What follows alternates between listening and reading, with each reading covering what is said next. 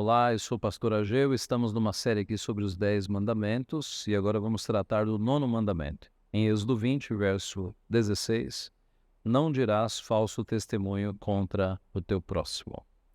Nós sabemos que Deus nos fez para termos uma vida de honestidade, de verdade, e este mandamento é um mandamento que regula a nossa língua, o uso que nós fazemos da nossa fala, da nossa boca, da nossa comunicação.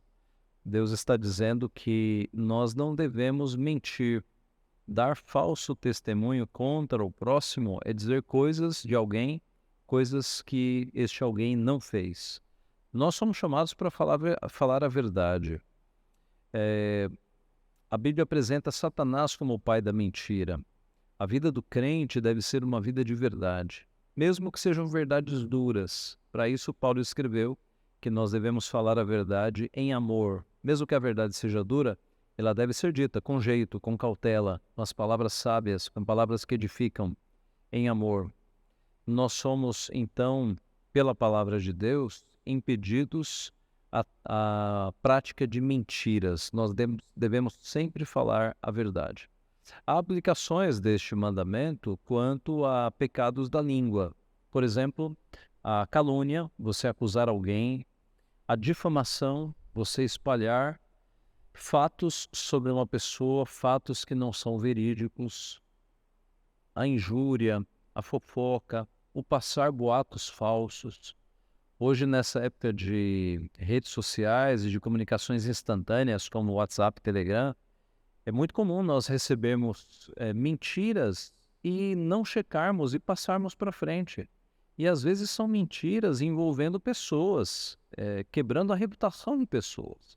Então nós não devemos passar essas coisas para frente de jeito nenhum. Devemos checar e, ainda que seja verdade, se está atacando a reputação de alguém, deve morrer conosco. Nós não devemos sentir nenhum prazer em ver a reputação de uma pessoa sendo atacada, a pessoa sendo rebaixada. Isso não condiz com filhos de Deus. Nós devemos fazer todo o esforço para que a reputação das pessoas seja uma reputação honrada. Nós devemos até silenciar sobre algumas coisas quando espalhar isso vai fazer com que a pessoa fique em maus lençóis. Observe, você não gostaria que o teu nome estivesse sido difamado por aí com notícias falsas. Então não faça isso também. Não passe notícias dos outros, que essas notícias morram em você. Deus nos chama a termos uma comunicação pura, uma comunicação sadia. Devemos sempre falar a verdade e a nossa boca deve produzir sempre palavras que gerem edificação, nunca palavras que gerem a, a quebra da reputação de alguma outra pessoa.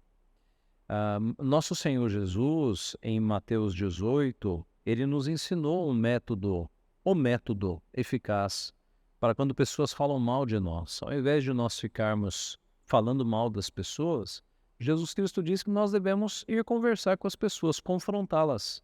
Jesus diz lá em Mateus 18, quando teu irmão pecar contra ti, vai arguí-lo.